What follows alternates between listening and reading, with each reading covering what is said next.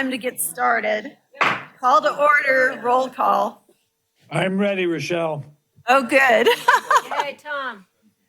Director Balboni, Present. Vice President Lehue, I'm here. Director Jaffe, Here.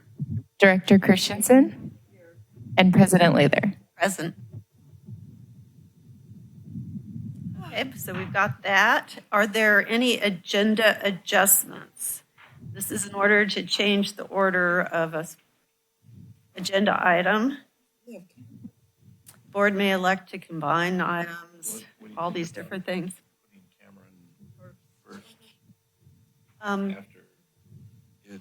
After consent or after? After consent. Or, Okay. yeah. Just a thought.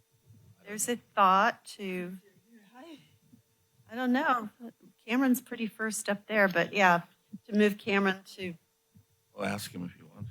do you want to be moved to before the consent items? Or, I mean, because we don't have any reports. But before the business items, or? It's going to go pretty fast. You okay to wait? I guess he is up front. Yeah, he's up front. Yeah, it's pretty close, Yeah, but okay. unless you want to talk about consent items a lot, but yeah. Okay, so now we're at public comment for items that are not on the agenda. Are you moving your way forward? Okay.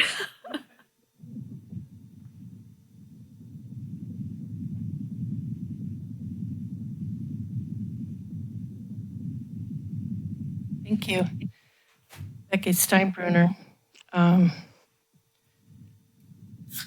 want to bring to your attention that I did ask for the amount of water that it took to develop the country club well via Public Records Act request. I got the volumes, but what's disturbing to me is that the water was discharged into the creek, Bush Creek. The country club well has, as you know, problems with 123 TCP. And I asked for information about whether the discharge was sampled or not, and I didn't receive any information. So I've submitted another request, and then hopefully I'll get that information. But originally, the plan for that was that all water pumped out of that area would be trucked away because of the possibility of high 123 TCP, and it was not supposed to be discharged into the creek. So I'm looking forward to that information and just want to bring that to your attention and the public's attention.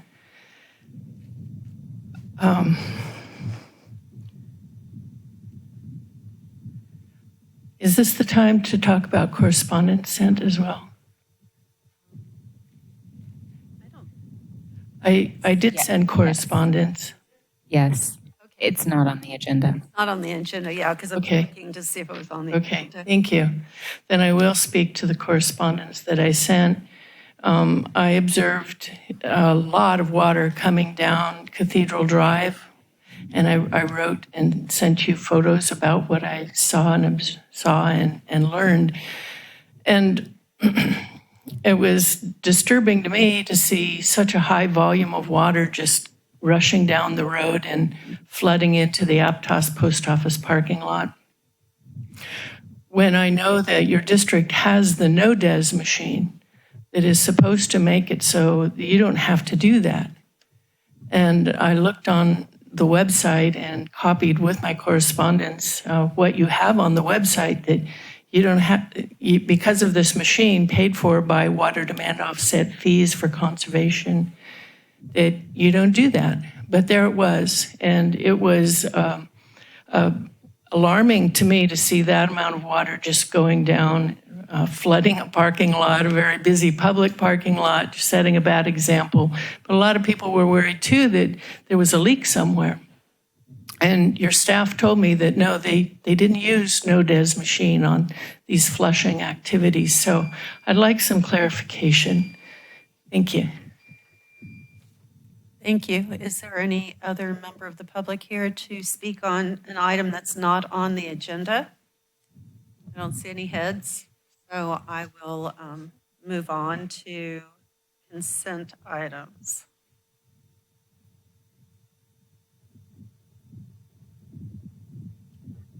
Do we do public comment on consent items? Yes.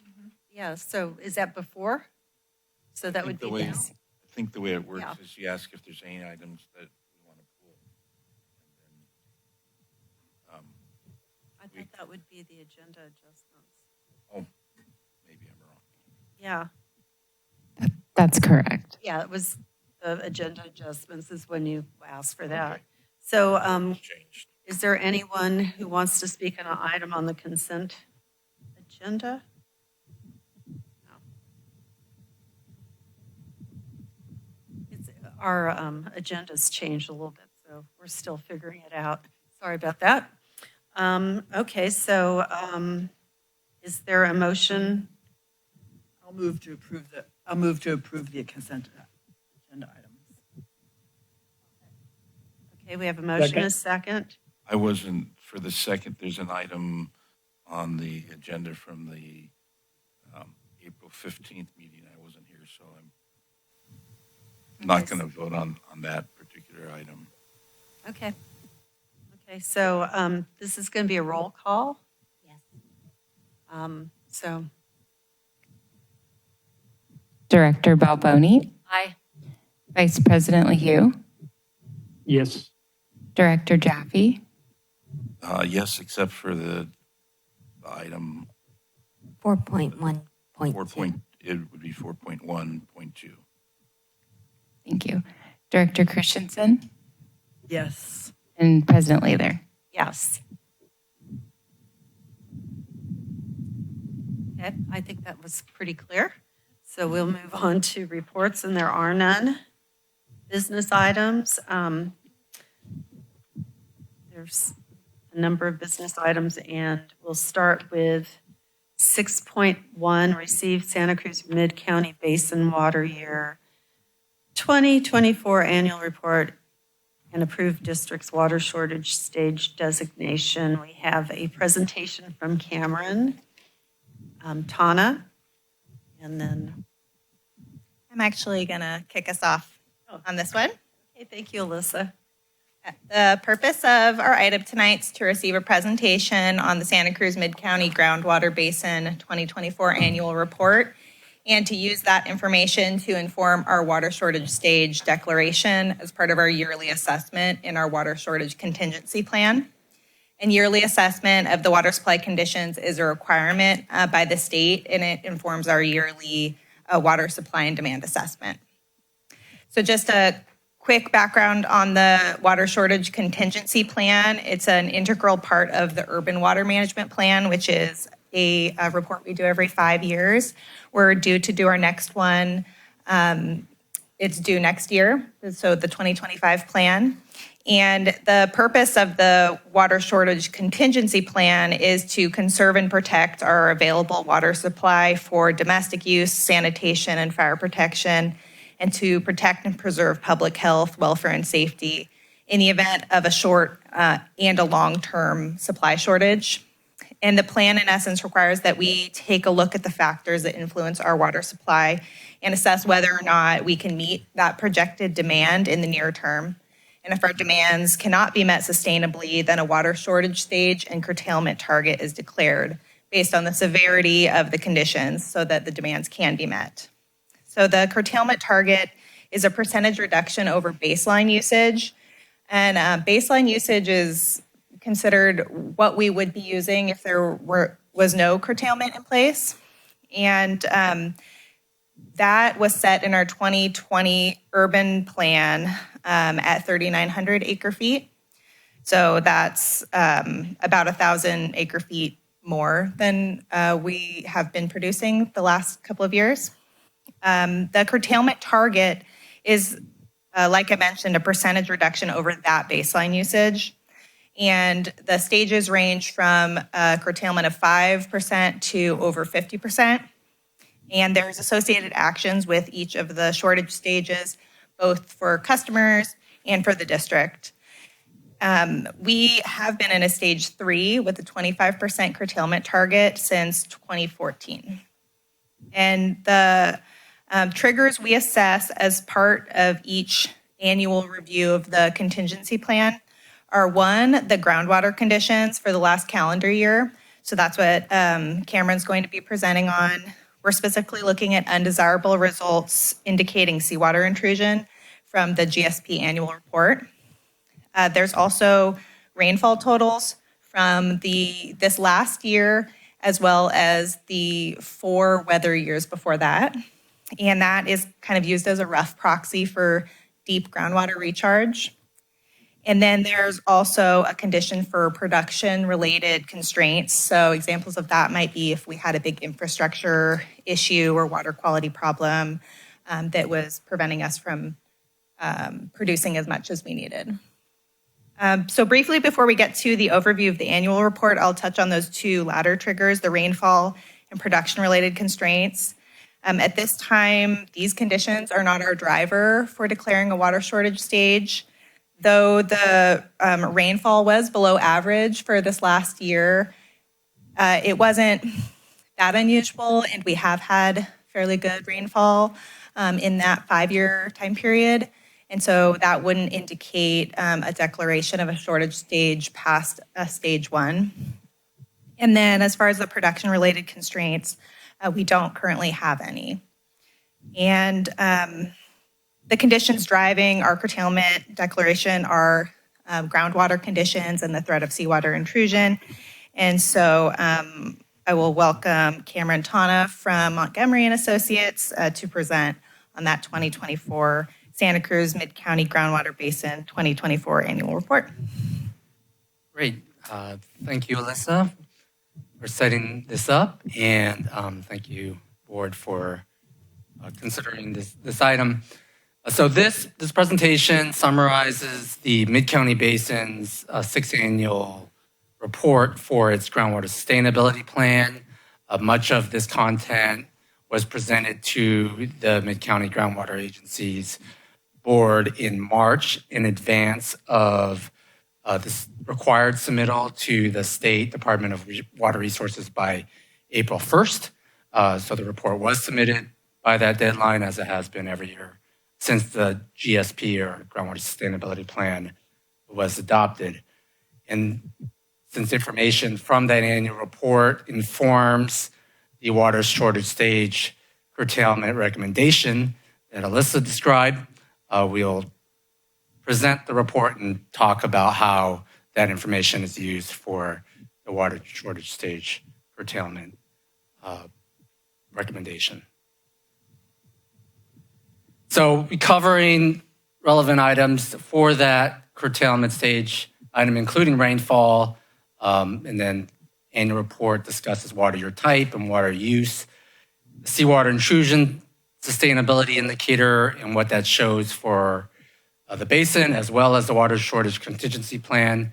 Then we'll get into just summarizing information about the annual report for your information, including the status of the other sustainability indicators besides seawater intrusion, progress on the plan implementation, and key takeaways from the annual report. I will also share what the Mid-County Groundwater Agency is doing this year. That's a section of the annual report as well.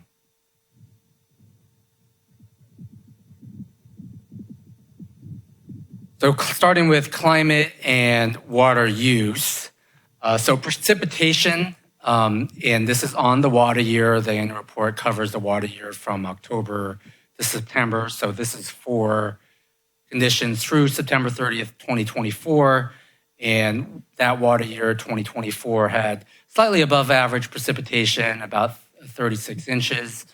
The water year classification described in the annual report, consistent with the GSP, describes it as a normal water year. This is based off of San Lorenzo River, as to be consistent with how the City of Santa Cruz Water Department classifies water years, with their groundwater use as a member agency of the MGA, very determined or very affected by their surface water supply. So we used that water year classification. Water use is the majority of the basin, or groundwater use is the majority of the water use in the basin. And in this past water year was the lowest groundwater usage on record. So there's been a number of years with very low groundwater use compared to historical usage, and with the records going back to the 70s. This past year was the lowest year that we've had.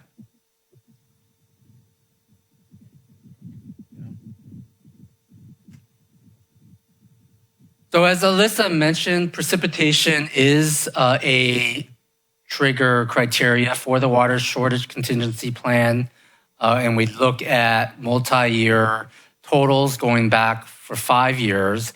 Over the 5 years, it has been above average rainfall. So stage 2 or stage 3 have not been triggered. All the 2 to 5 year totals are above the trigger levels for those multiple year totals cumulatively. This last year, or this past half year, I should say, from October to March is below average. So that by itself would trigger a stage 1. That isn't, as Alyssa mentioned, the driving factor for the recommendation. Driving factor for the recommendation is related to the status of the basin for the seawater intrusion Cameron, can you go sustainability back? indicator. Yeah. To make sure I'm reading that correctly. So the first column is what the numbers are for using water year 2025 and before. And then the stage 2 and stage 3 are what the criteria are. So we're, for 2 years, it's at 55, and stage 2 is at 50. So 5 inches, I mean, how should we be interpreting it when it's close? What's close, I guess, is the question. The criteria are based off of whether it's less than 50 inches, and so it's close in that you can kind of. I think the way to evaluate whether it's close is what does it look like over the next year for one of these to be triggered. So, for example, next year, if between now and the next time we come back, it's 30 inches, that would be 49. And that would trigger stage 2 over the 2-year criteria. And 30 inches is above average, so you would need an above average year in this coming 12 months, or above average rainfall over the coming 12 months to avoid that stage 2 trigger. So, and I think that's the way to look at it is, okay, it was a below average winter. Next winter would need to be an above average winter to avoid the trigger. For stage 2. Yeah. Gotcha. Thank you. Right. You could do the same thing for the different combinations, but I think that's probably the clearest cut, the way to look at it. I guess the 5-year average, in the 4-year, it would take a couple of years of below average rainfall to go into the stage 2 or 3 for those Based on rain. based on rainfall. Right. Thanks for pointing that out. Yeah, we have this discussion every year, actually. And we have some other factors, which is why you're, He's going to go to next. why you're here. Yeah. Yeah, I mean, you could see the difference between any of them and, how close is, how do you evaluate how close is, I think you look at the criteria, which one's closest, and then you can project out what would be needed to meet the criteria. I remember you being involved with setting up the criteria. Yes, that was the original criteria was over 10 years ago when we set this up. Right. And it was based off of calculations of of the effect of rainfall on modeled recharge in the basin. And there's a recognition that recharge is really based off of what rainfall is over the long term, and seeing the relationships there. Okay. Thanks for the reminder.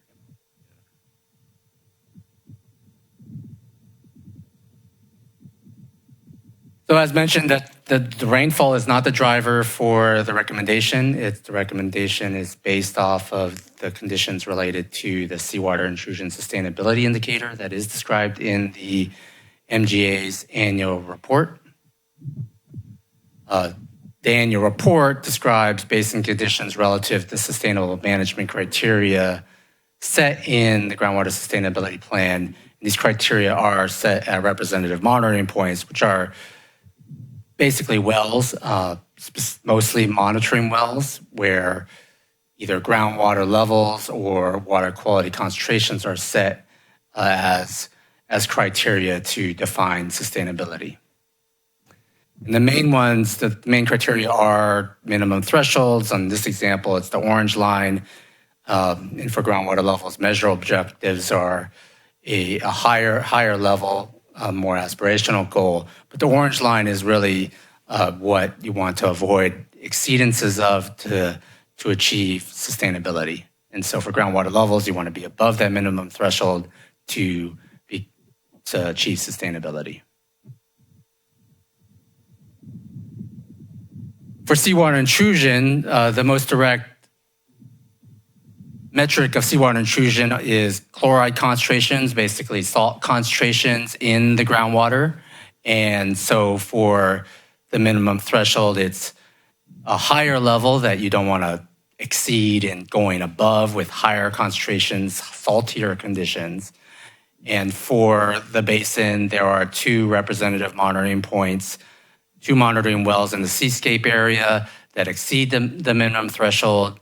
This has occurred multiple times over the last year, so those are considered undesirable results. And having undesirable results mean that the basin is not sustainable for this indicator. The results shown here are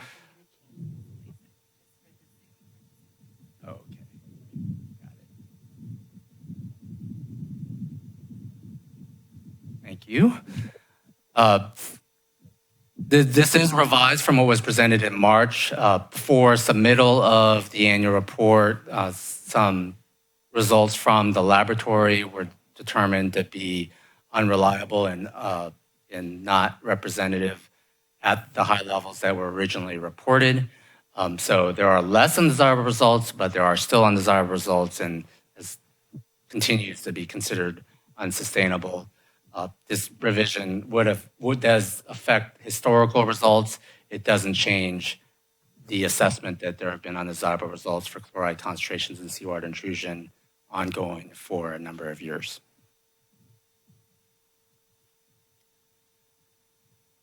To prevent seawater intrusion in areas throughout the basin, whether or not seawater intrusion has occurred yet, the Groundwater Sustainability Plan has groundwater elevation proxies, groundwater levels that are needed to prevent seawater intrusion over the long term.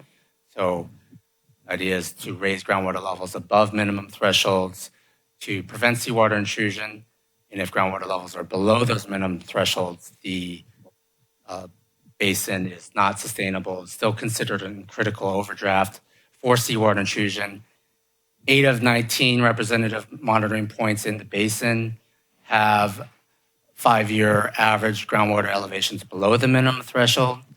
And as a result, there are undesirable results in most of the aquifers of the basin and a continued risk of seawater intrusion throughout the basin.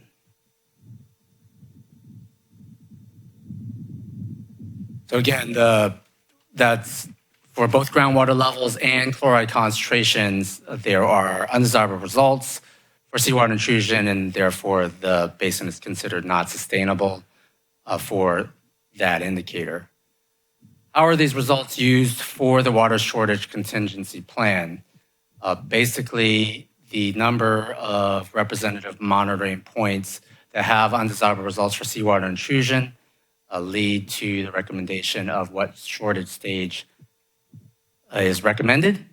And if any representative monitoring point has undesirable results for seawater intrusion, it's considered to be unsustainable for the most important sustainability indicator for the basin, the reason why the basin is considered in critical overdraft, and that it indicates a stage 3 for the water shortage curtailment. And so, and then if there are more, it indicates higher stages. We also look at other criteria, which I'll describe a little bit later, which aren't driving the recommendation, and that's related to short-term conditions with early management action triggers. So based off of the undesirable results for seawater intrusion, in the district, there are 5 representative monitoring points for undesirable results based off of groundwater levels for seawater intrusion, 2 additional representative monitoring points with undesirable results based off of chloride levels. And so there are 7 unique representative monitoring points with undesirable results, that number being between 1 and 9. Indicates a stage 3 declaration. So are the presenters, the chloride concentrations are where we can't see them, right? Yeah, can we clear the screen? Could you repeat the question? I couldn't hear. Oh, we couldn't see the whole map because you were in the way. Yeah, so the 2 eastern representative monitoring points with the high chloride concentrations above minimum thresholds are marked by the triangles, and then to the west are 5 representative monitoring points all along the coast in the district with groundwater levels that are below the minimum thresholds that are needed to prevent seawater intrusion over the long term. And so it's 7 different wells, we have these undesirable results.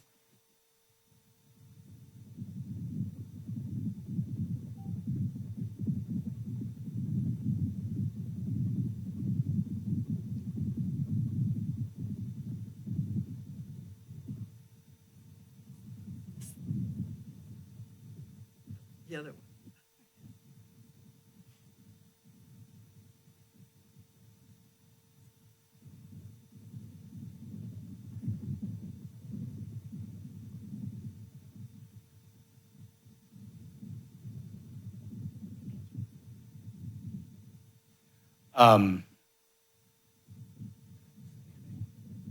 Was there another question? I couldn't hear that. There wasn't. I was just struggling with advancing the slides. I've No worries. successfully advanced the slide by 1 to the next slide. And just touching on the other criteria or other triggers that are used for shortage stage declaration based off of what's in the groundwater sustainability plan. The groundwater sustainability plan also has these early management action triggers, which are meant to basically define short-term conditions in the groundwater basin that merit action by the Mid-County Groundwater Agency or its member agencies like Soquel Creek Water District to prevent future undesirable results or prevent worsening conditions. And there are 2 representative monitoring points where those early management action triggers based off of increasing chloride levels in the seascape areas. It's at the same 2 wells where we saw undesirable results for chloride levels in that area. So those were triggered. There are other criteria. You can see that you would need different numbers of representative monitoring points to indicate different stage levels.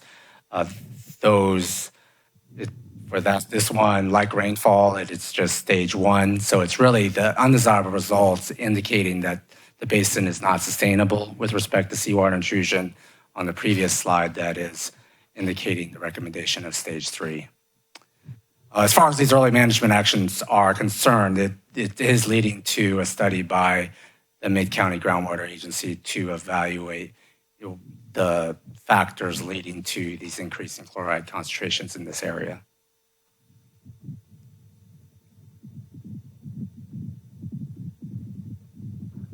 So that's really how the annual report and information in the annual report is leading to the recommendation for the agenda item.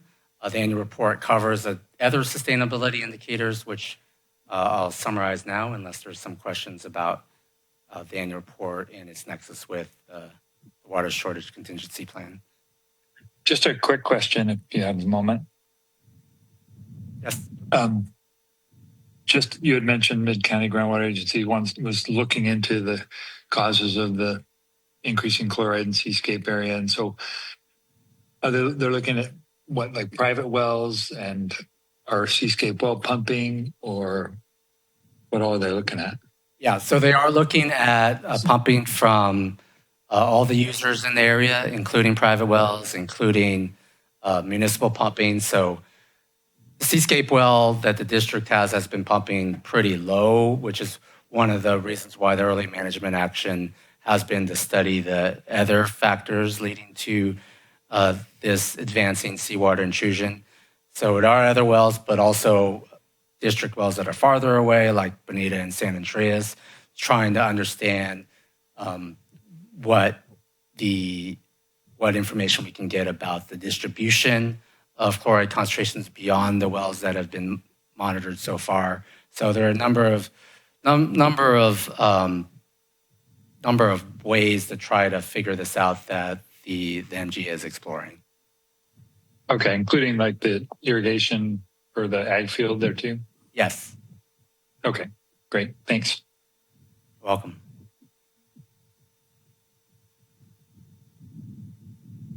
For other sustainability indicators, the annual report describes those as well. They include chronic lowering of groundwater levels, which is mostly to maintain the ability for the groundwater supply for the basin. And for this indicator, there are no groundwater levels below minimum thresholds and no undesirable results. So for this indicator, it's considered sustainable. A reduction of groundwater supply sets pumping goals for the basin, separated into 3 aquifer groups. There is pumping over 5 years in the Aromas, Red Sands, and Persima F group, which is the seascape area where we are seeing seawater intrusion, where it's above the criteria, the minimum threshold. So that is considered undesirable result. These pumping numbers are estimated and really are meant to facilitate achieving sustainability for all the other indicators. So the focus really should be on the groundwater levels, on the water quality, and seeing whether sustainability is achieved with these, and adjusting these estimates if necessary. A degradation of groundwater quality sets drinking water standards as minimum thresholds, and undesirable results occur if those are exceeded as a result of basin management or pumping, or not otherwise addressed by the seawater intrusion indicator. All of our exceedances are based off of pre-existing conditions or are related to seawater intrusion, so there are no undesirable results for degradation of groundwater quality.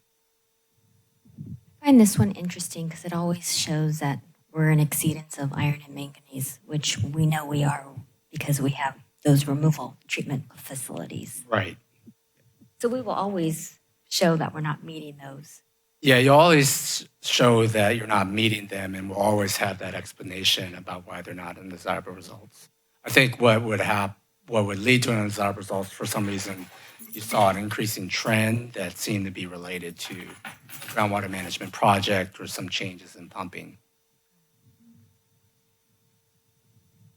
The final sustainability indicator that is relevant to the basin is depletion of interconnected surface water.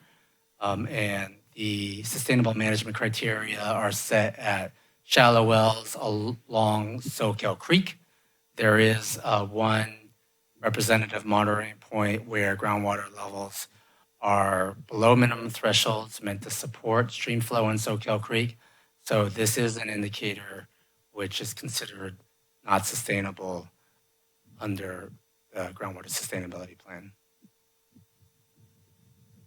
So to summarize, for the 5 relevant indicators for the basin, there is a 6th indicator under the Sustainable Groundwater Management Act, which is land subsidence, that isn't relevant to the basin.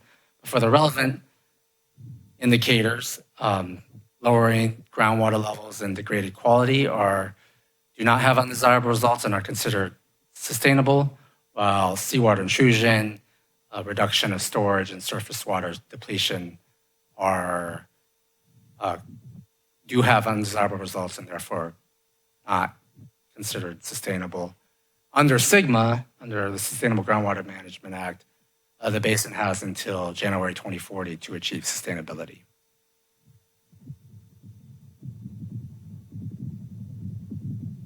The annual report also describes progress on GSP implementation in water year 2024. So the GSP described the number of monitoring data caps, and those have been filled with the last data gaps for interconnected surface water being filled last water year. There was a process to perform the first periodic evaluation 5 years after adoption of the GSP. That was submitted to the state in January, and then it describes the different management actions and projects, including continued water conservation and the main supply projects to achieve sustainability for the basin, Pure Water Soquel, and City of Santa Cruz aquifer storage and recovery. A little information about the periodic evaluation is, as I described earlier, it's due 5 years after the GSP. It's supposed to be a more comprehensive evaluation of the GSP beyond the annual report and whether the GSP is still the right plan for achieving sustainability. So the content included addressing the 1 recommended corrective action that DWR provided in their approval of the original GSP, describing new information collected in the 5 years since the GSP was adopted, and then a lot of summaries similar to the annual report with respect to groundwater conditions and status of projects and management actions, as well as an update on the monitoring network, additions and subtractions from the monitoring network, and then the outreach to stakeholders in neighboring basins. The GSP can be amended at this point, changed basically, but the evaluation determined that no substantive change to the GSP was needed, no amendment was needed. And Cameron, the periodic evaluation is every 5 years. Correct.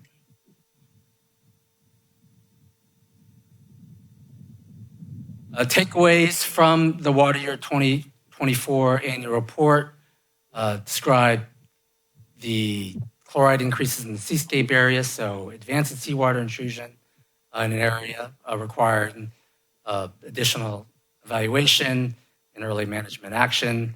The coastal protective groundwater elevations continuing to indicate the basin is in critical overdraft with respect to seawater intrusion, and the groundwater extraction being the lowest since 1985.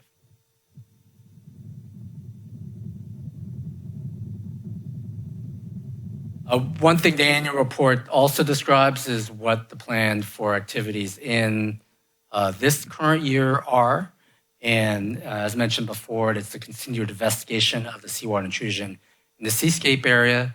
And the other effort is related to improvements of the numerical model that is used for planning to achieve sustainability based off of new information, such as what the state obtained with their aerial electromagnetic surveys of the basin, providing new information about geology.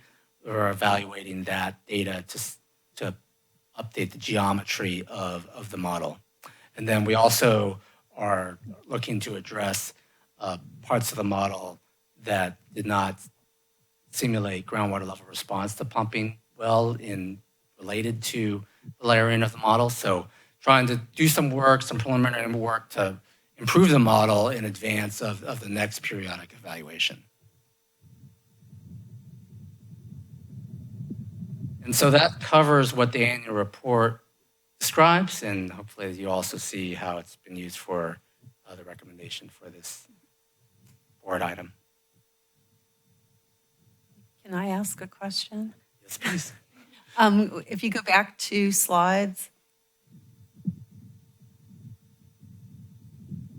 Okay, let's see. Yeah, here. Now, you said that there's higher levels of chloride in the seascape area and there's less pumping by us. Right. Okay, I thought that's what you said. So what do you think is causing that if we're not pumping?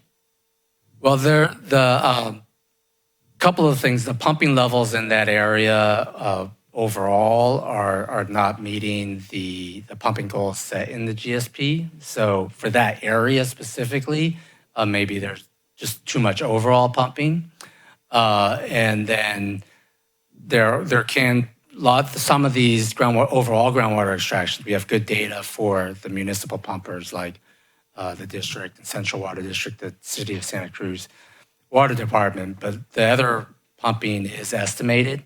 So part of this evaluation in the seascape areas is to identify the pumpers and see if we can get more information about how much they're pumping. Okay.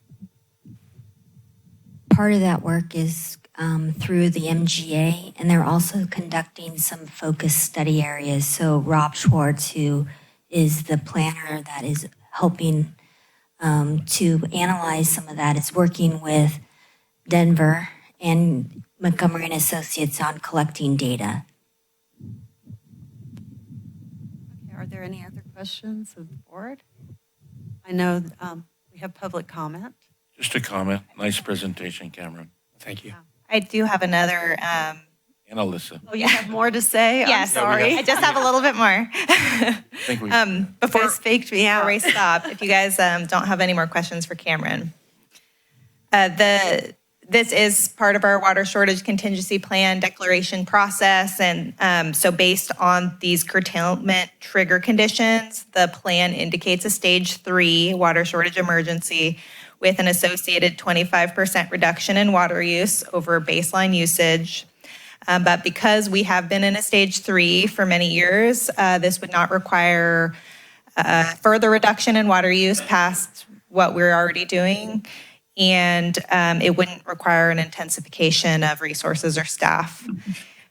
Like I mentioned earlier, the plan is reassessed every 5 years, and we are due for that reassessment next year. So when we bring this item to you next May, it will hopefully be with a newly adopted contingency plan. And at that time, that would be the opportunity to modify any trigger conditions to better reflect the district conditions. And so the motions are either to continue on with the stage 3 declaration under our existing resolution, or to direct staff to return at a future meeting with a new resolution to either declare a lesser stage or to adopt any emergency rates. So I can take any questions. Let's have public comment at this point. Sorry for faking you out.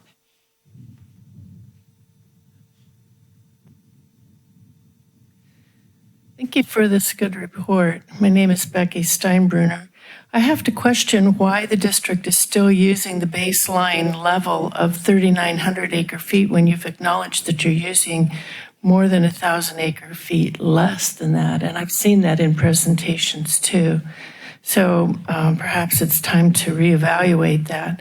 I think it's very good news that production and use is the lowest since 1985. The Santa Cruz County Water Report, developed by Sierra Ryan, said that has been the case for the last 2 years. So that's excellent, and our groundwater levels should be showing that. Now, I want to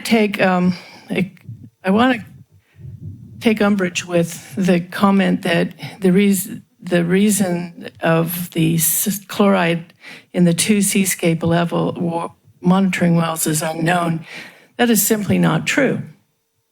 And Mr. Schwartz and I had a discussion about that at the last Mid-County Groundwater Agency meeting board, and it was confirmed publicly with a question by Chairman John Kennedy that these two wells are in fact wells that were drilled by Soquel Creek Water District in the 80s to determine where the seawater freshwater interfaces are.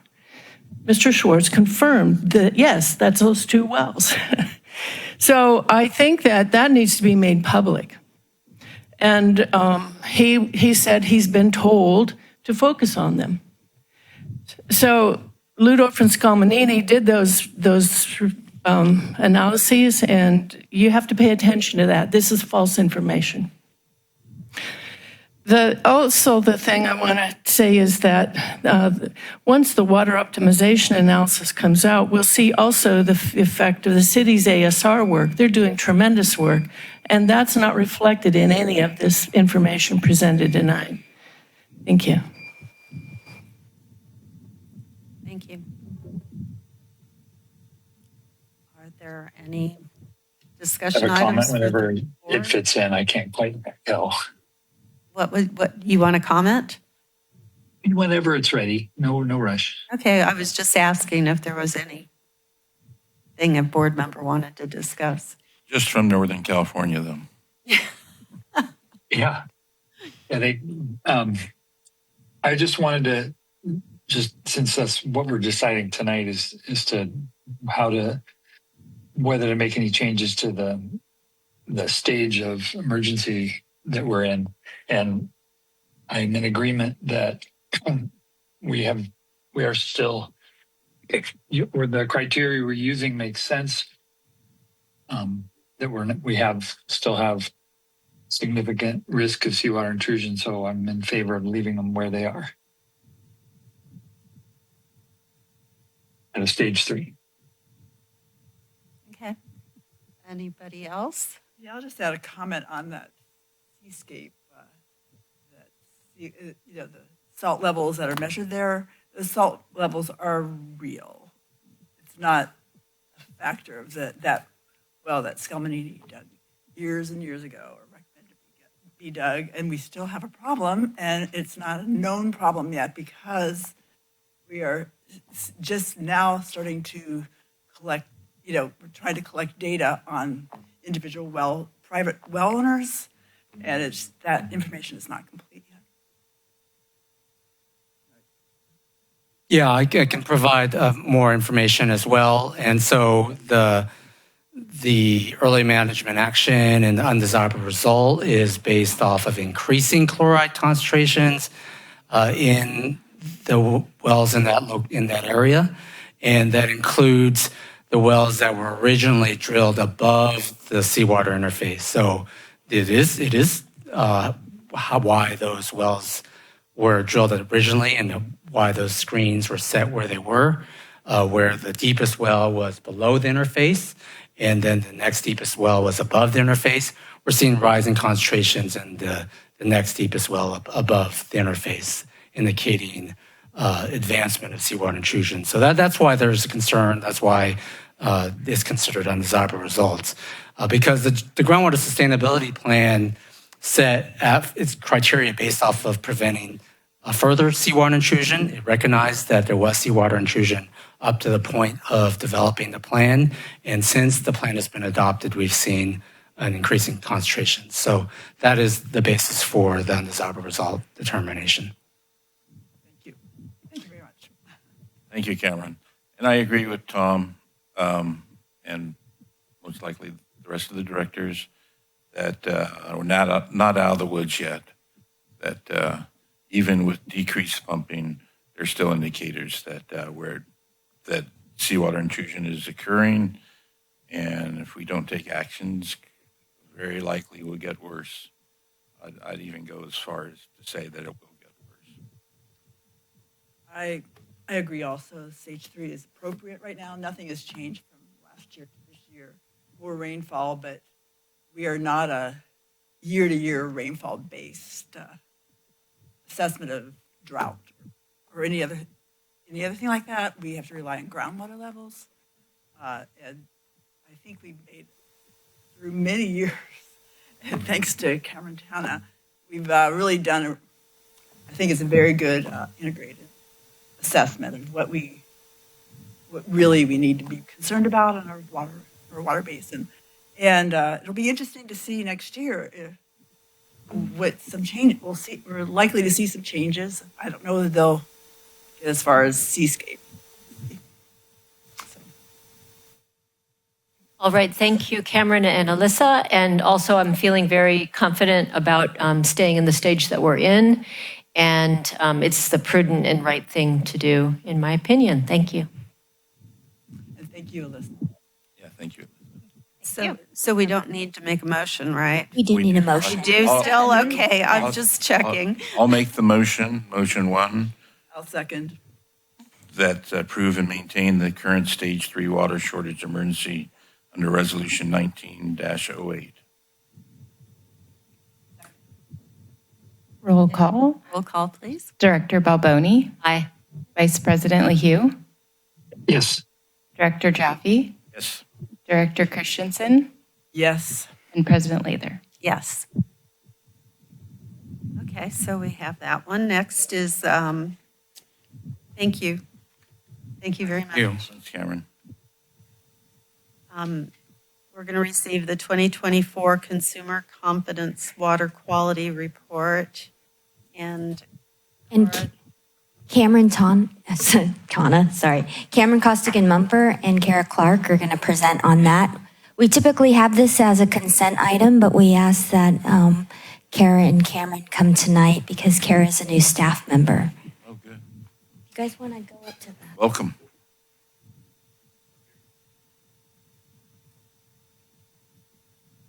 oh, you go down there. Oh.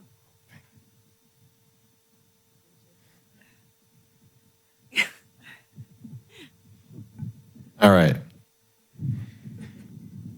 I just wanted to take a moment to introduce Kara Clark.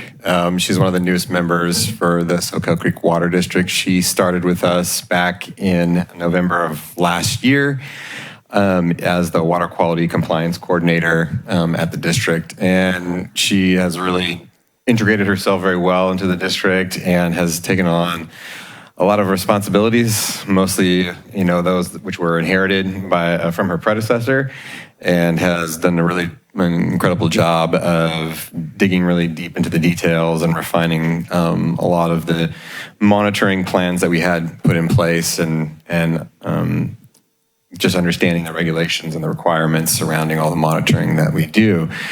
And one of her recent accomplishments that usually just comes as an informational item here was the CCR report, or the Consumer Confidence Report. So she worked with Rebecca Rubin in preparing that, and really proud of the work that went into it.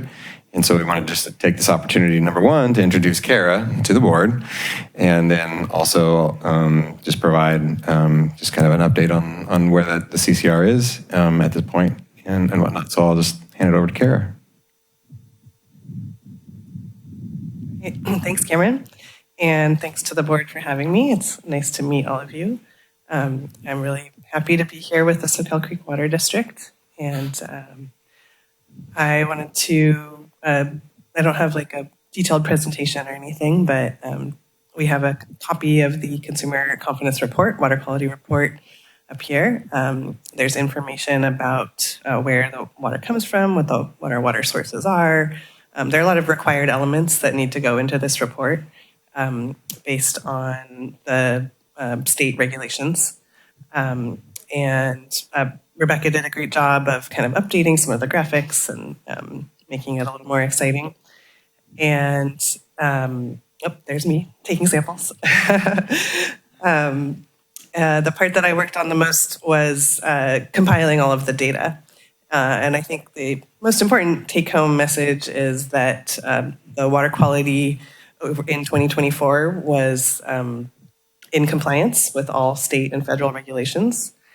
And the data table at the end shows the ranges of values for all of these different parameters, as well as the average value and then compares it to the maximum contaminant limit or secondary maximum contaminant limit, the regulation that sets the maximum level that those constituents can be at. So, yeah, I think that was all I wanted to bring here. Kara, and then Kara, you worked with our regional EDW. Thank you for mentioning that, Melanie. And this report was submitted to our contact with the State Water Board, our regional contact in the local district, and he approved it and reviewed it so that it included all of the required elements. So it's officially approved by the state, and so we will be bringing it to the public through our billing cycle, and then also putting it up on our website and getting the information out there. Thank you.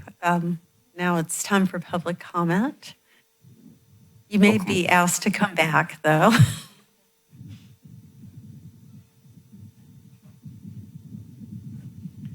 Becky Steinbrenner. Thank you, Ms. Clark. Welcome. In the past, these consumer confidence reports, or what I remember seeing is that there was a more detailed information in terms of water quality in different well service areas. And there was quite a difference among the wells. For example, I remember in the Aptos Junior High area that had a high level of radioactive elements in it, or higher than the other wells. So because of the long configuration and conveyance system of the district, it depends on where you live, what's in your water to some extent, or can. And I know that there are interconnections between the different service areas now. But what I would like to see is perhaps a link to be able to see a more interactive, maybe a map of what is the level of all those different components specifically in the different service areas, because it does vary. So I'm assuming that this report which is very, very easy to see, but I think it doesn't give a detailed enough amount of information for people that live in different areas of the district. Thank you.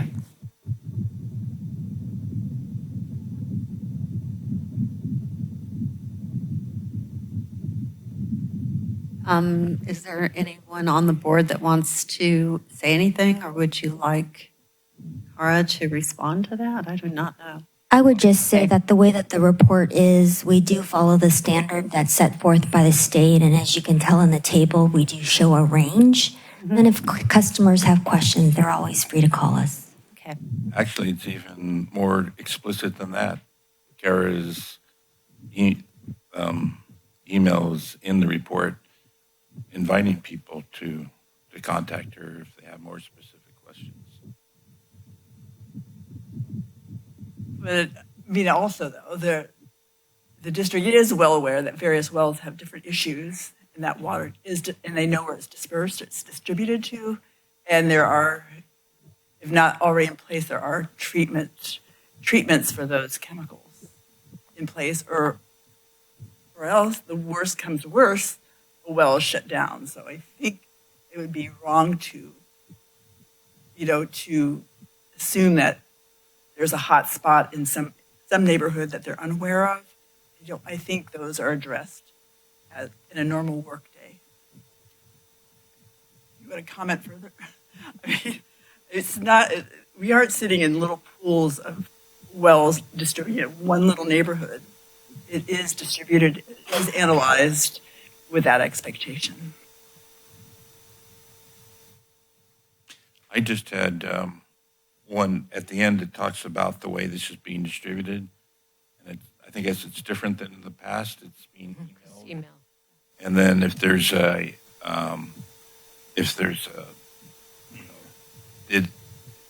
reply message that it didn't get through, and it's going to be mailed. So how confident are you that that's going to do it? I'm not as familiar with email replies when it doesn't go through. This is the same distribution that we've done in the past. Oh, it has, okay. Yeah. So the state has already, we're doing the same formula that Becca and the district engineer down at DDW has worked out for us. And it also includes part of getting in the email, but also into the bill statements. That's kind of why we're bringing it tonight, so that it can now go into the rolling system of the bills. So they'll get multiple touches between the bill and email blast, and then of course on our website. Great, thank you. Okay, and just really quick, I realize it's been approved and sent to the State Water Board, but the initial graphic is so creepy and so AI-driven, it freaks me out, and I think it creates an untrustworthy feel for the district. I would please urge you, all the other graphics are awesome, but that AI one is really scary. Thank you.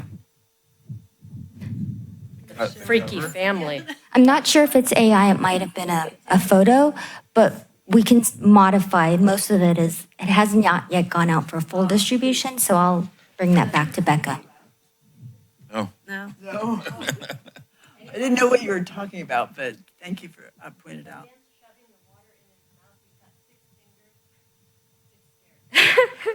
I'm going to look at it closer. 6 fingers. Yeah. Yeah, I'm not, which graphic? Page 51 of the. Oh, no, it's just, it's Photoshopped poorly. That's a kind of a wrap around a glass. Looks like. Yeah, it's just the. Yeah. We do try to use real photos, most of them, so. I didn't notice that right away. It does look strange. Now that you've mentioned it, I didn't look at his hand. Okay. Okay, this was an informational item, so we can move on to the next item. 6.3, authorize entering into a memorandum of interest with San Andreas Mutual Water Company. Good evening. The presentation. Yes, I'm here to present this, and we do have representative, I think we have one representative or two online. We have Owen Sharp and Jay Zuka with San Andreas Mutual Water Company. Oh, that's right, Joe Serrano with LAFCO.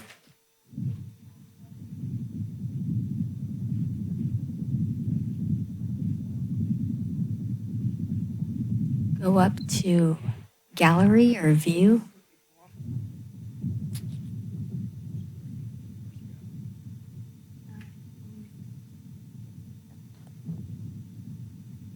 I'm here. I just have my video off.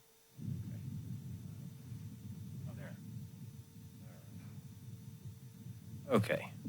Well, yeah, so we've got Joe Serrano with LAFCO, Executive Director of LAFCO. We have Owen Sharp, and we also, I believe, have Jay Zuka, both with San Andreas Mutual Water Company. This is an agenda item for approving a memorandum of interest to proceed with studies of how both agencies, the Soquel Water District and San Andreas Mutual, could establish an emergency intertie. Leveraging the upcoming main extension for Renaissance High School, which puts our infrastructure that much closer to San Andreas Mutual Water Company. San Andreas Mutual Water Company has, this might be an old statistic, so please correct me, Jay and Owen, if I'm wrong, about 136 connections. And they deliver between 40,000 to 80,000 gallons a day. They're a very well-run mutual water company, in my opinion.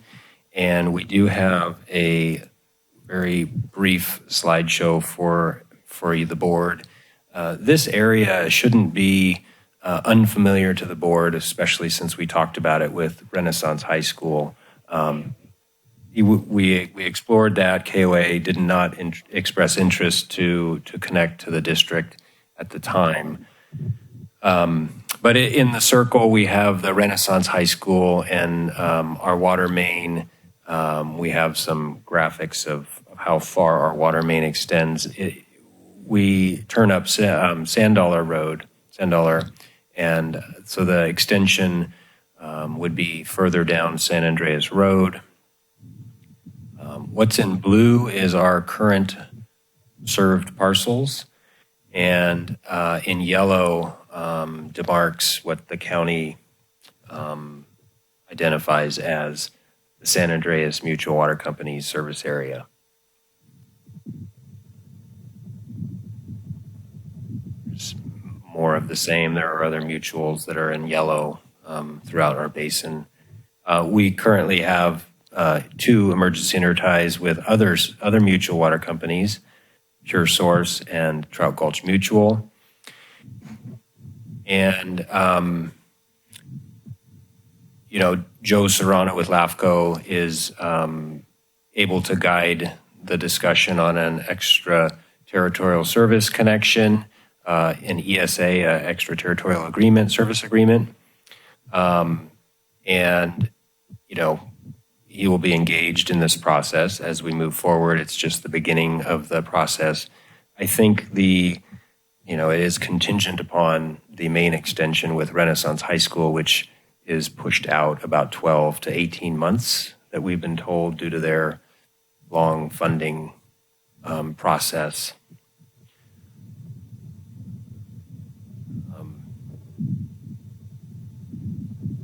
Here's a schematic of where the blue line would indicate the planned main extension for Renaissance High School.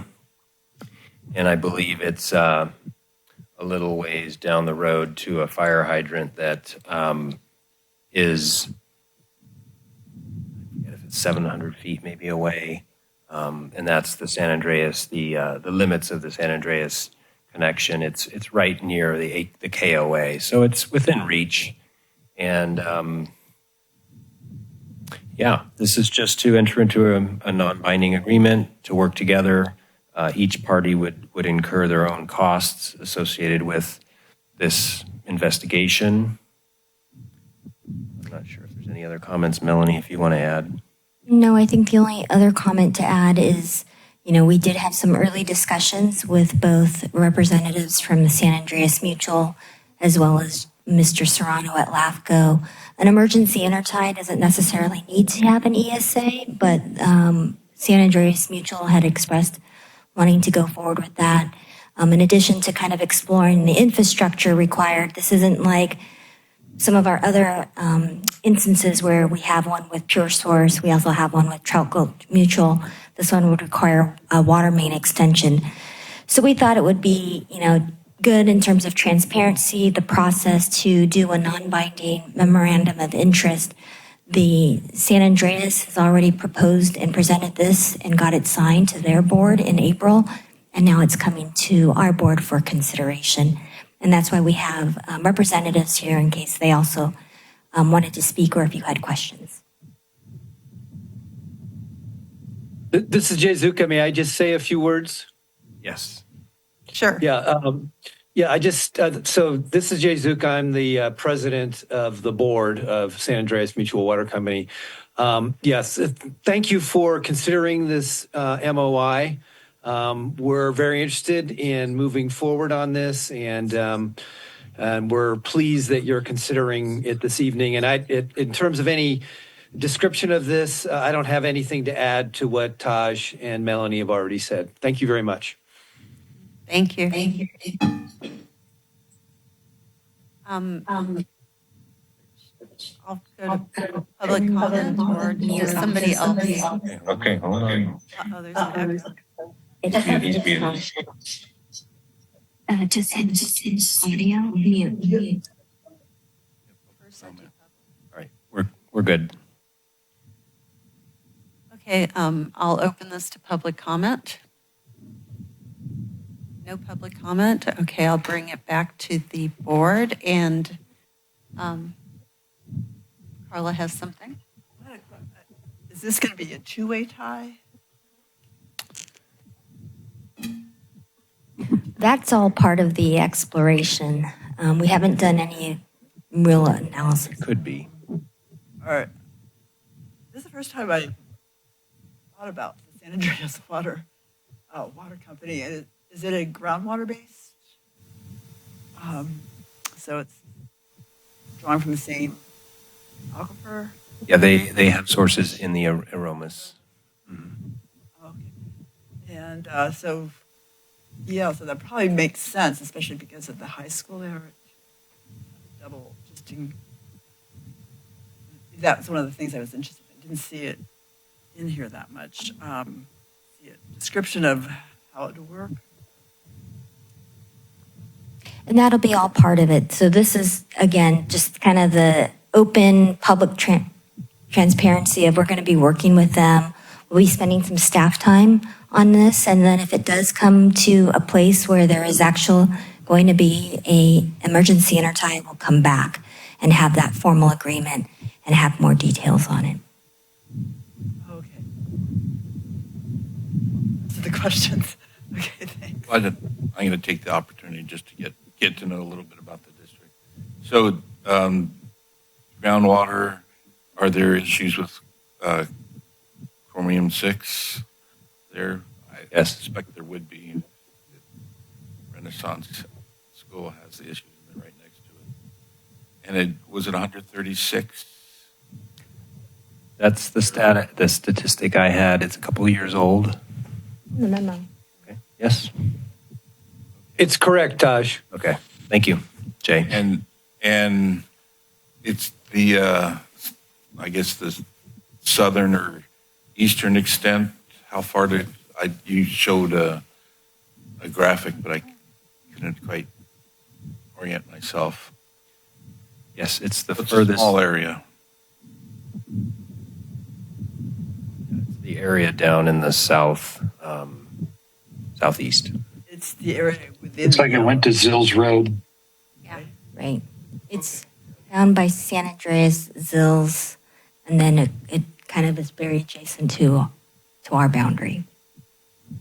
And are the number of customers growing, or is it pretty static? I imagine there's not a lot of development down there, but I don't know if that's true. It's Jay Zuka. Let me answer that question. So we're limited by the number of lots we have, and we have some current construction going on. I think there's a couple lots left after that. Okay. So there's not a lot of growth that we expect in the area. And the construction that's going on now already have the meters in, and they're using water for construction and so on. So we don't expect a lot of growth from now on. And there's no agriculture there. There's agriculture there on Zills and Crest. Is that part and I think there was a cannabis place too. Is that part of the district? So yeah, let me speak to that. So there are ag wells within our service area that are not part of our business. We do have the nursery that's does get water from us, and they've been part of our service area for a long time. But yeah, there are ag wells in our area, and there is agriculture. The cannabis farm you're referring to did not go in, and the people that were proposing that abandoned that project. Okay. Well, thank you. And I just kind of to let you know, one of the 5 board members, I'm my going into this, be a good neighbor, and thank goodness we have Pure Water Soquel coming online soon. Well, we'll find out when. But anyway, so that there's, it looks like there's a potential solution in sight, and that we are able to be a good neighbor and don't have to be very careful with the water that we have. We will be careful, but for a district the size of San Andreas Mutual in an emergency, it's within the realm of, in my mind, of helping them out, realm of possibility. Yeah. just have one more question. Well, Jay Zucka is up there. I was just wondering about how you all are treating your Chrome 6 water. Well, we're not treating it yet. I mean, we're exploring treatment options, and so we're sort of all options are on the table right now, ranging from treatment at the source to point of use or point of entry methods. So.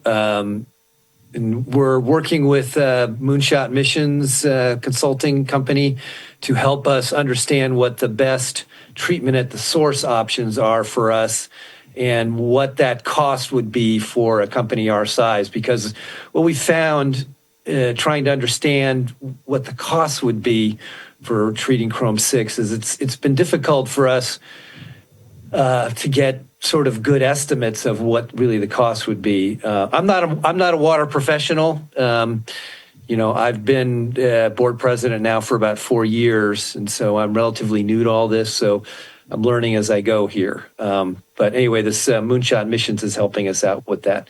So we're considering sort of all options, including possibly drilling a new well if that might help us. I'm not sure that it would.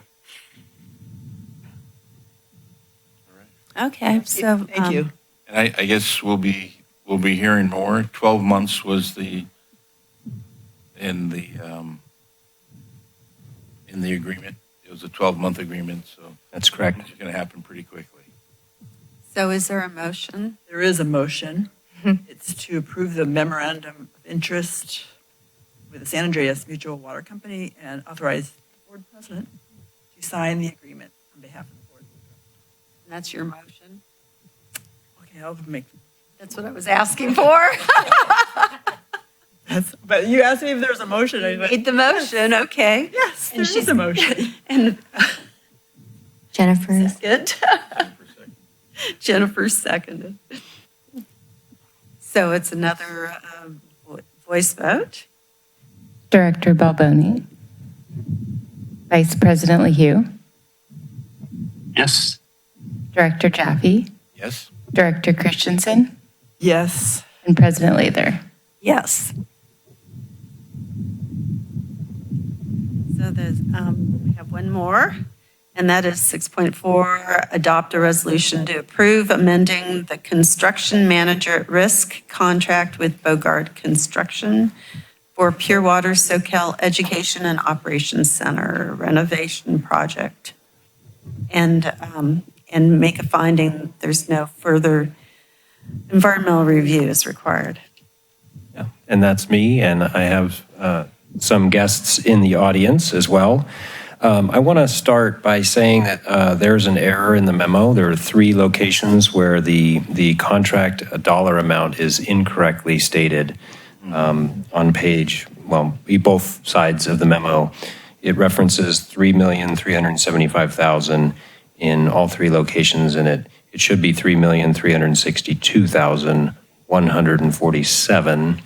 The resolution has the correct amount, so that does not need to be changed. I just wanted to make that, bring that to your attention.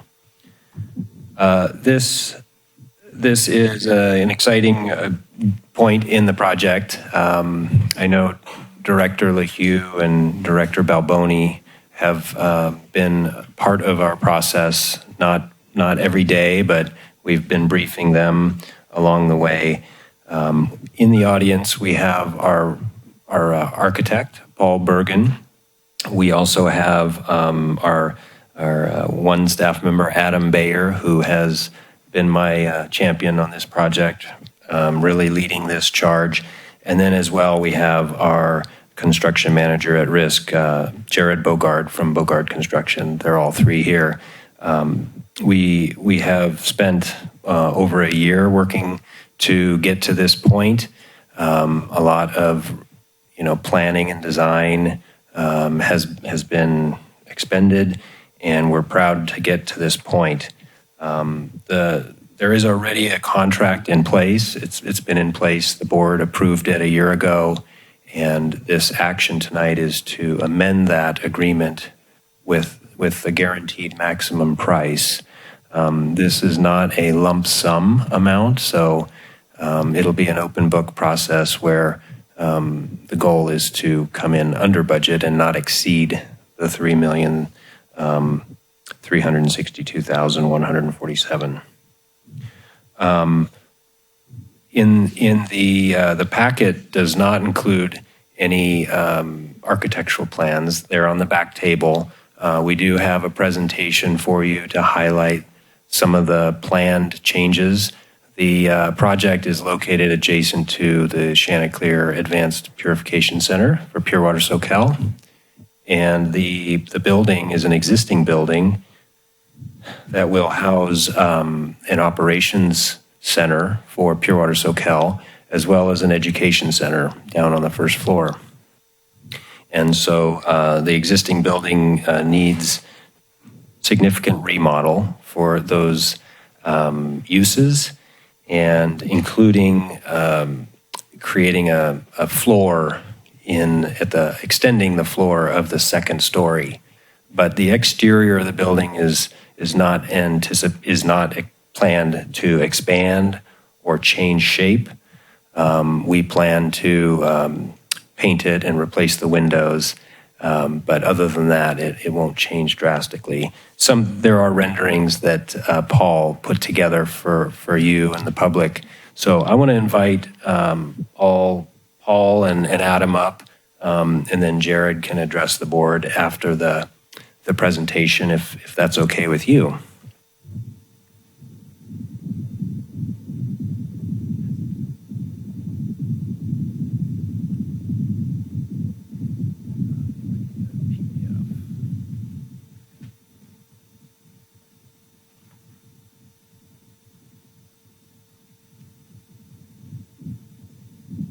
Hello. Thank you all for.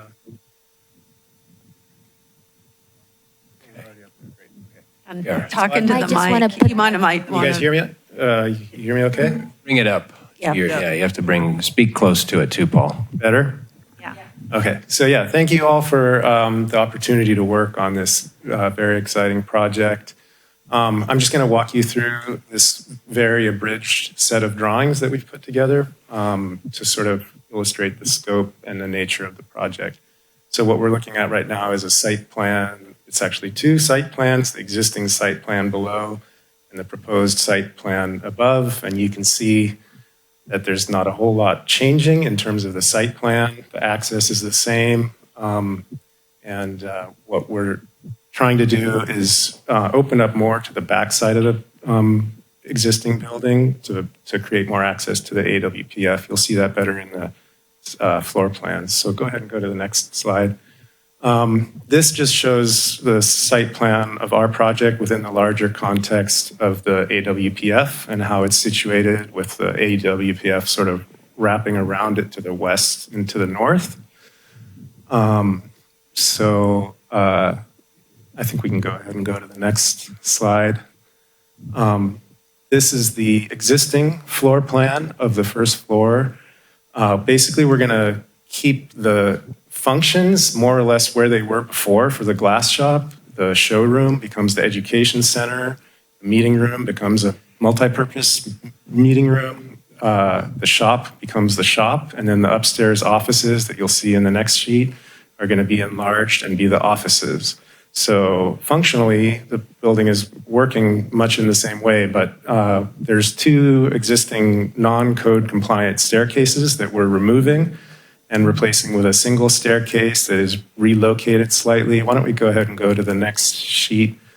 So now we're looking at the upstairs existing floor plan with that big X is a double height space that's currently open to below. That's where we're filling in the floor to create a larger office on the second floor.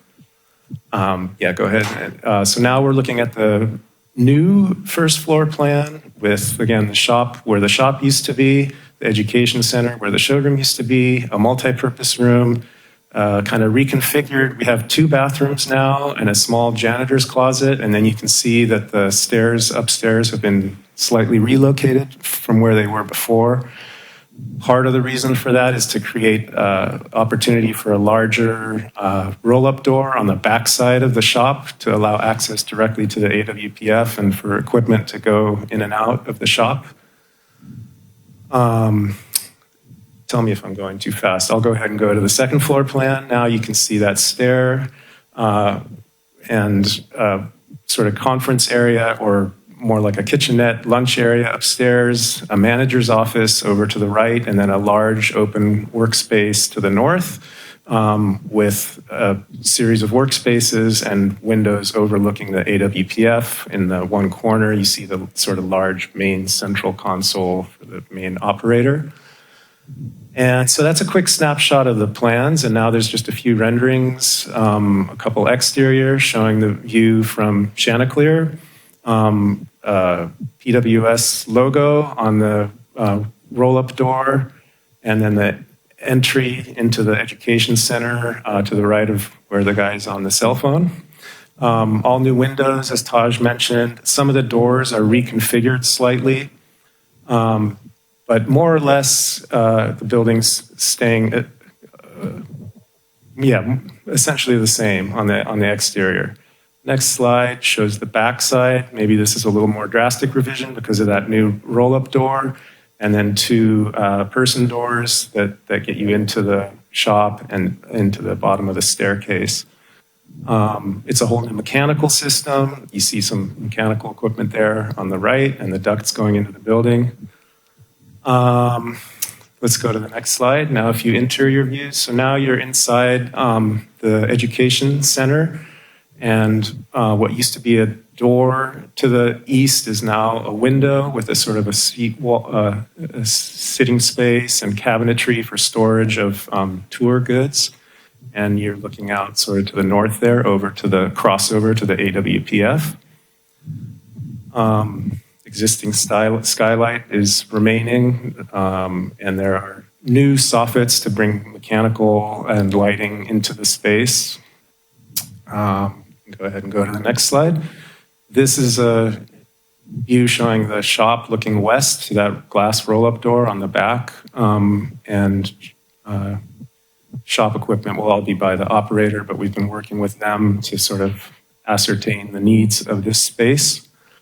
And then finally, a rendering showing the upstairs workspace with, again, kind of a little sitting area and a tiny kitchenette, and then a series of workspaces oriented around the windows, looking to the west, north, and east on the right side, sort of out of the frame of view. So that's a really quick overview of the project. I think it's been a fun process. It's been great working with Taj and with Adam, and I'm happy to answer any questions if you have any, or let Adam speak if he's going to talk at all.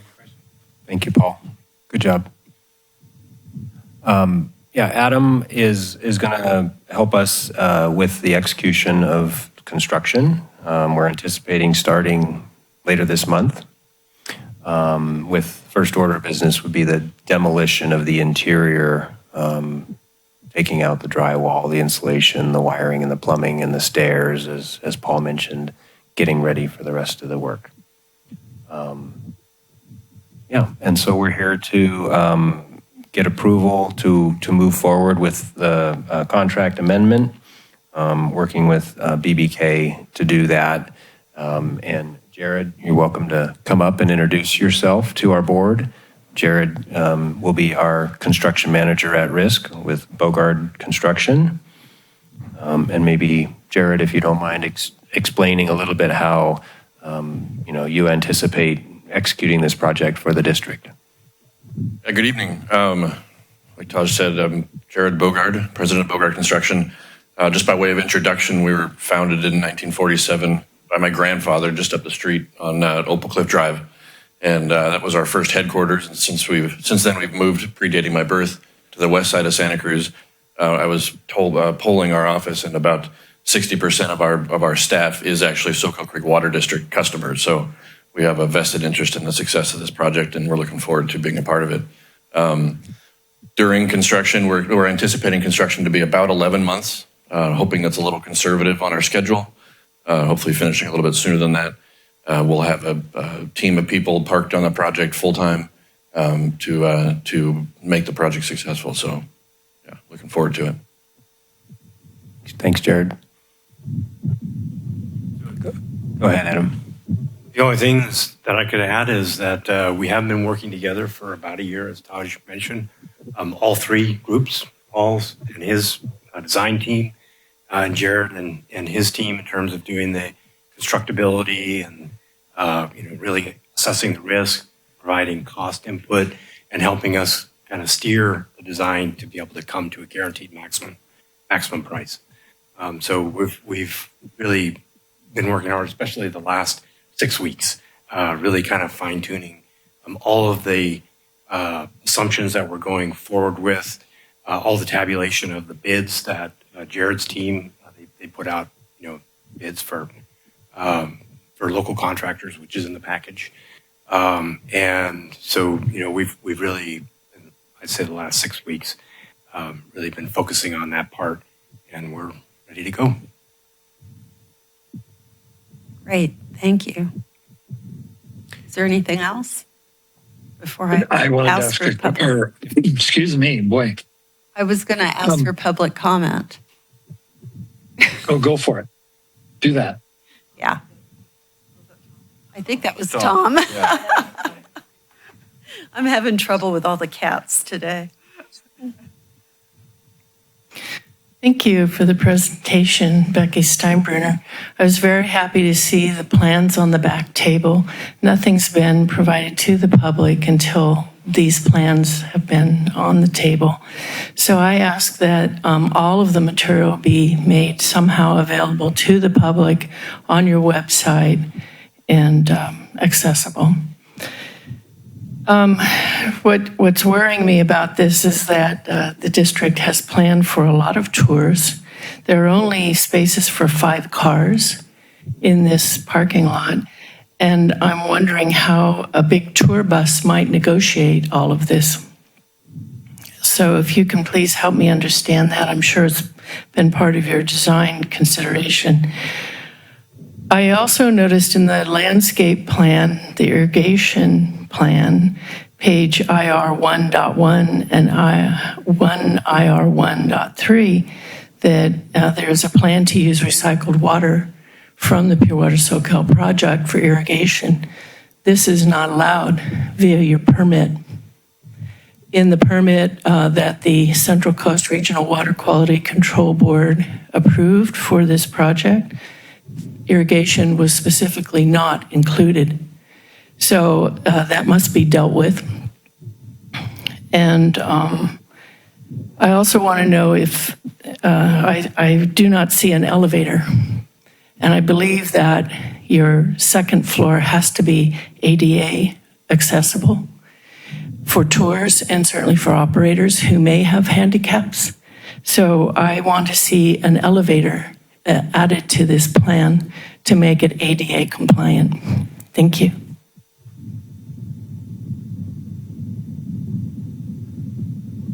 Okay. Any other comments? So we'll bring it back to the board. Tom, did you have something to say? Well, I was just going to say that I know a lot of work went into trying to make this an affordable project while still accomplishing all the goals. And I know there was a lot of back and forth, maybe making modifications here or there. And I just wanted to thank all the people that worked together to try and, make it work. So that's all. Thank you. So, Raising her.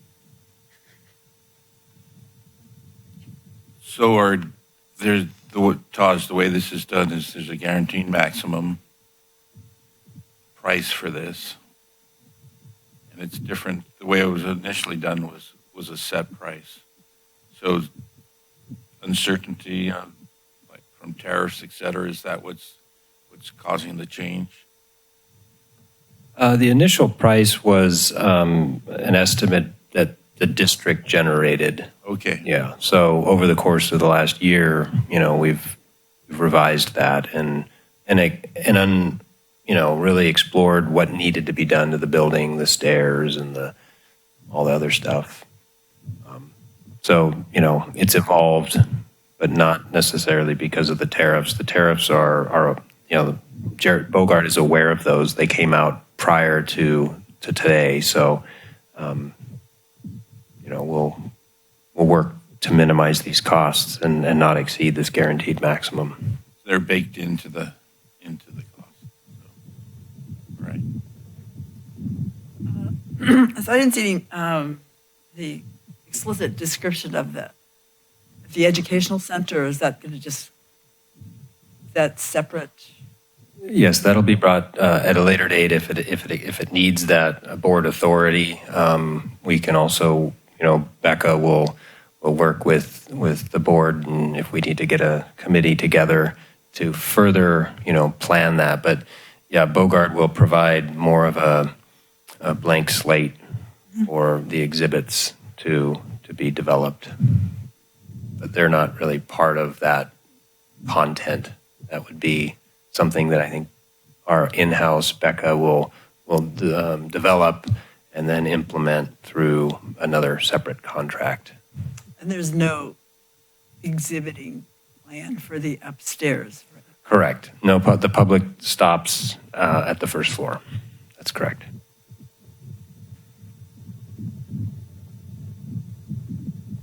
You're fine. This is your chance to meow. I mean, the drawings look great. I'm excited. I can't wait to see the students in there and all the interactions, and I'm very excited about it. Let's have it happen now. That's all. Thanks. Yeah, we are currently leasing some office space in the West Marine building adjacent to the Chanticleer facility. Because I was wondering what you were going to do with the offices. Until this is finished. Sounds good to me. Yeah, sounds pretty well worked out at this point. So does somebody want to make a motion as is stated in the? I'll move again to do that. I will second. I have a motion and a second, and it's a voice vote. And I want to make sure that the change to the contract amount gets reflected in that motion, please. Carla, you okay with the change? Yes. Yes, I did notice that, and I didn't understand it, and I thought it was $3,300,062,147. Yes, I see that. Okay. I acknowledge the change. Thank you. Okay, so we have a voice vote. Director Balboni. Aye. Vice President Leahy. Yes. Director Jaffe. Yes. Director Christensen. Yes. And President Lather. Aye. Thank you. All right. Look forward to a beautiful building. Yeah. Yeah. Thank you for your efforts. And thank you, Jennifer and Tom, too, for what you did. So the next item will be the closed session item, and it is time for public comment.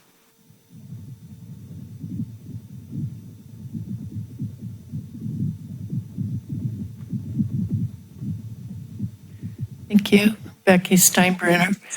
I would again just offer that I'm willing to negotiate. I offer this every time. And the answer from Ms. Schiller at Best and Krieger is always mediation is too expensive. I don't think that's true. So what I want to say is that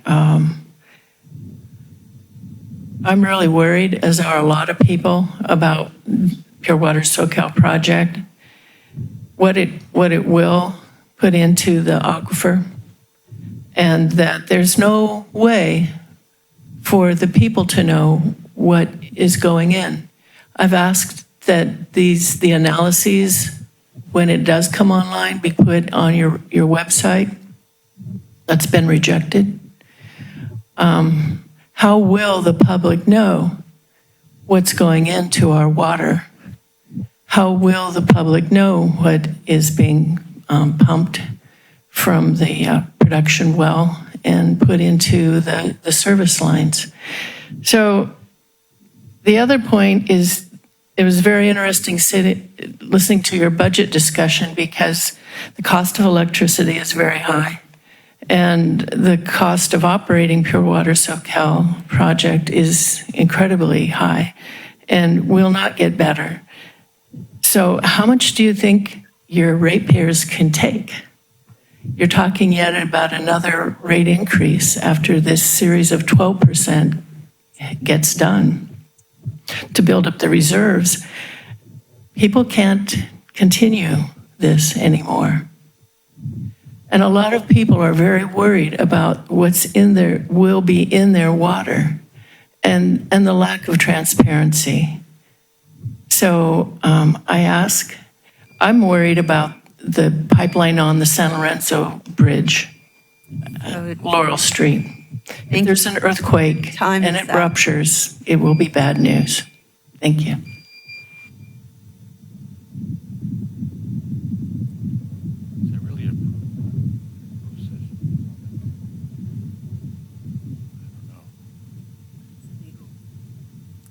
Okay, so now we will adjourn for closed session.